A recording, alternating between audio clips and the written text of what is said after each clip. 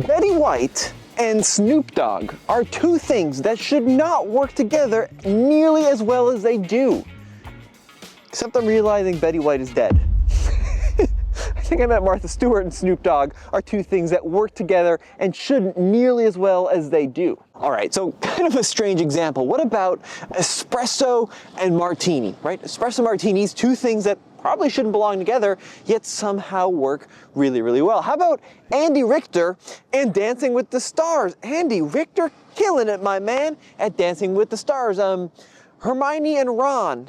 But what about station wagon and cool? Here's the thing, if you had gone to someone 50 years ago and told them that their 1975 Ford LTD Country Squire was cool, they would look at you weird and then probably give you some 1970s punishment. I don't know, a wedgie or a knuckle sandwich, or I don't know, what did they do in the 1970s? Throw an oil embargo on you, I don't know. And then in the 1990s, if you had gone to someone and be like, that Ford Taurus station wagon is cool, you look at them weird and then throw a Walkman in their face or whatever they did in the 1990s. But the reality today is that is a station wagon, and it's also cool.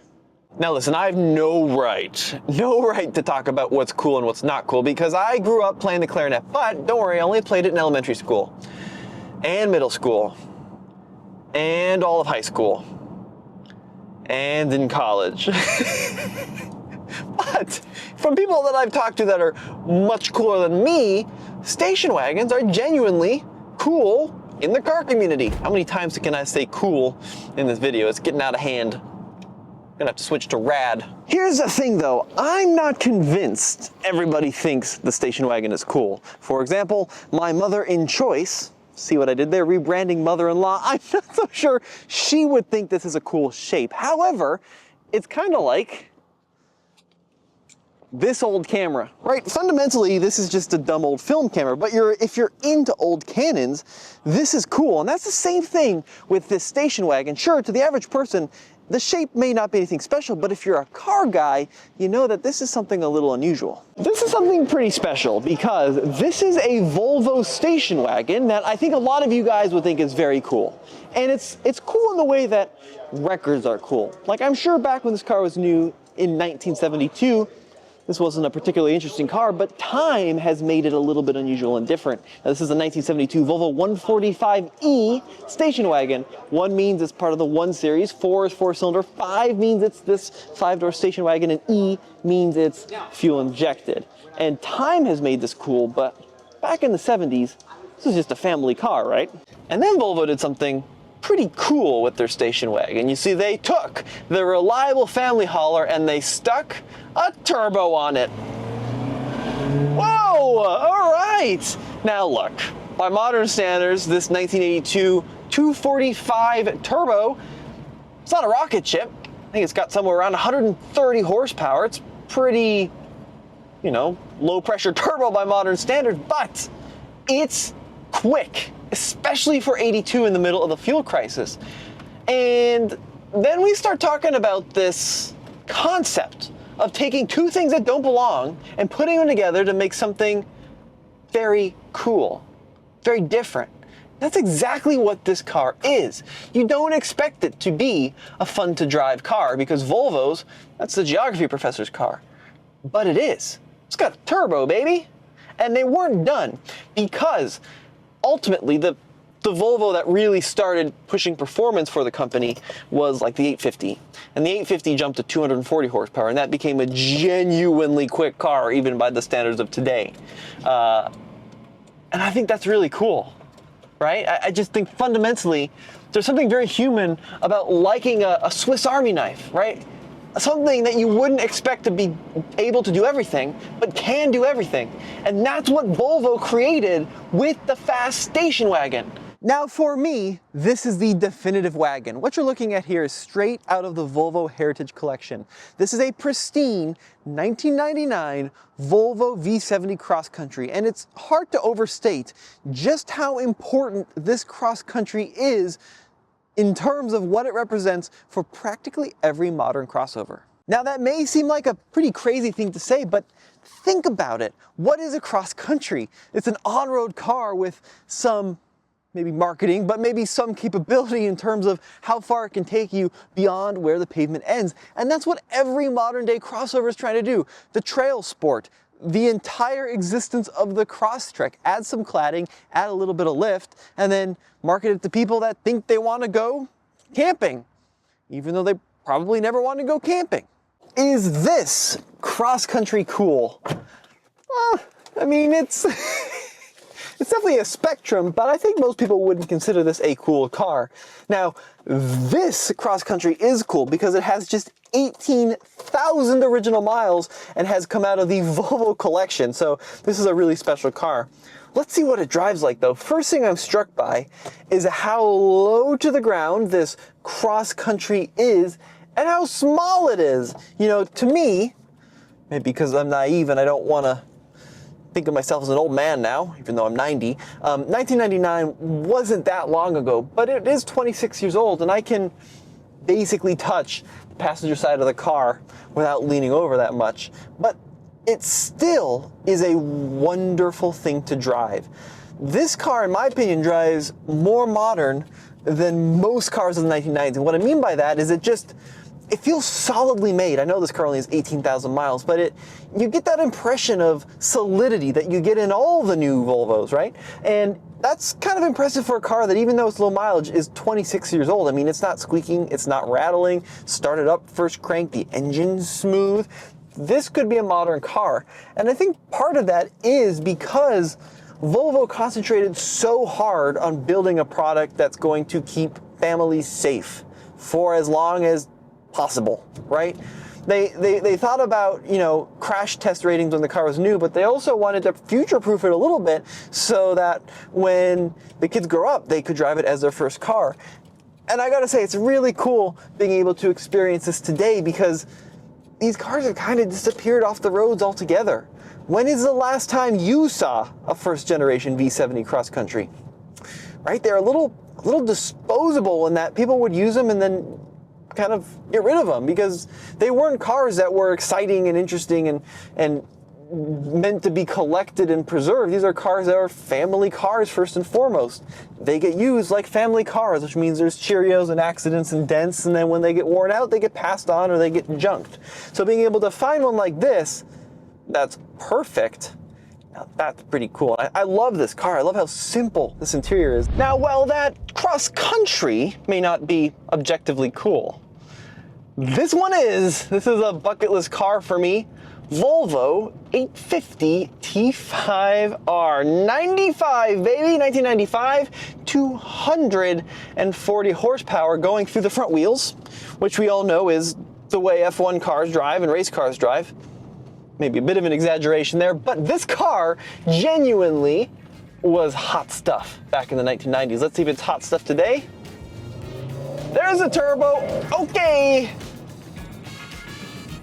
Was that a fluke? That felt pretty strong for a 30-year-old car. Whoa! Whoa! Volvo! What were you smoking? Especially for the 1990s, this thing buggers off with that little 5-cylinder growl. Whoa, this is properly cool. And this is the first one of the classics I've driven today that really handles well. You've got adaptive suspension, some different modes down here, 17-inch wheels, and it's bright yellow. So this is Volvo going mad, right? They realized, guys, this wagon turbo thing could be pretty neat. Let's make it neat. Let's go the extra mile and make it commit to the sporty thing, and that's exactly what they did. Now, I started this video by talking about the things in life that contradict yet complement, and you know, things like celebrities wearing Carhartt work gear, fried ice cream, right? Things that shouldn't go together, but make something magical. And that is embodied in the Volvo wagon more so by what I'm driving now than I think any other Volvo, maybe ever. Because what I'm driving is the height of cool when it comes to Volvo station wagons. It's a bold statement, but this is a car that's been discontinued. It's a car with a pretty bad name. It's the Volvo V60 Polestar engineered. which to most people is just gobbledygook. And even to car people, a lot of car people don't know what this is, but this was amazing. And I say was, it was very recently discontinued.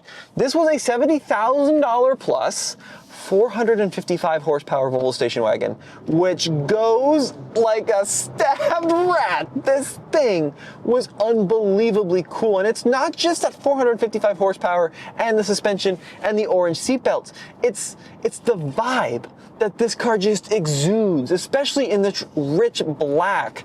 This car is stealth wealth, but stealth performance all in one, right? This is the ultimate if you know car. I mean, even something like an Audi RS6 Avant, right? That's a fast looking car. An AMG Mercedes, to a car person, that's a fast looking car with crazy quad pipes. But this is subtle. It's low to the ground. It's got these big wheels on it. It's got some front end treatment, and it really goes. Now, it's not perfect. It doesn't sound great. It still has this kind of coarse engine note out of that 4-cylinder. And these were kind of a mess from some infotainment stuff. And even like getting into the right driving mode here. I want to go into Polestar. I think that's right if I want to go fast, but it's very confusing. But when you get it in the right setting, oh my God, it's a rocket ship. I would love to own one of these cars. And so would everybody else. And this is how I know I'm not way off my base. Folks, used Volvo wagons are expensive. Used Volvo performance wagons are way more expensive than you'd ever expect. So this is a 2023 Volvo, going on 3 years old, station wagon. What do you think this car is worth? 30, 40K? No. Pretty much sticker. These sell on Cars and Bids regularly for upwards of $60,000. Not even showroom fresh ones. 8, 9, 10,000 miles, some cases more. 60 grand plus, regularly over 50. Even the previous generation Polestar, right, those are well over 30 grand still. And that's a 10-year-old Volvo. And then if you just want a normal V60 this generation, you know, let's say a 5-6-year-old BMW Mercedes is worth about as much as a soggy tissue. Even a standard V60 is still going to be $25,000, $30,000, $35,000, let alone this Polestar engineered. And genuinely, folks, this is one of my dream cars. This is my favorite car I drove last year. I'd love to sell a kidney or two to figure out how to own one of these someday, but I think they're going to get cheaper. Not that much cheaper, though. This is a really, really special model. We finished the day today on a little bit of a downer note because what I'm driving here is kind of the end of an era. So this is a 2026 Volvo V90, and this is a car that's been officially discontinued. It's out of production. There's a few 2026s out there, but this is the last of the long roof Volvo wagon, right? And I think much like anything else in this world, except for maybe people, longer, lower, wider, typically more attractive.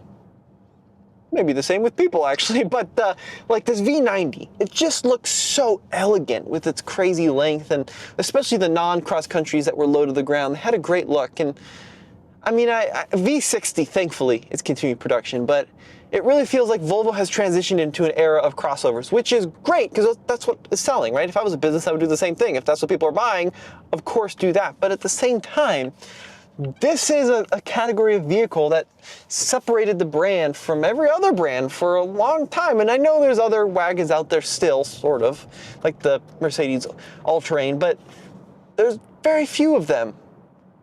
And I also think that's what contributes to making them cool, right? If there's a lot of everything, fundamentally, it's just not as cool. But because there's so few Volvo wagons or any wagons at all, that also adds to the mystique a little bit. Now, have we discovered why station wagons are cool? Well, I think performance certainly has made them a lot cooler since the 1972 we looked at back in that showroom. Uniqueness and a little bit of je ne sais quoi, right? They just speak to us more than crossovers because they're the utility knife that doesn't look dopey. And I think a lot of crossovers do.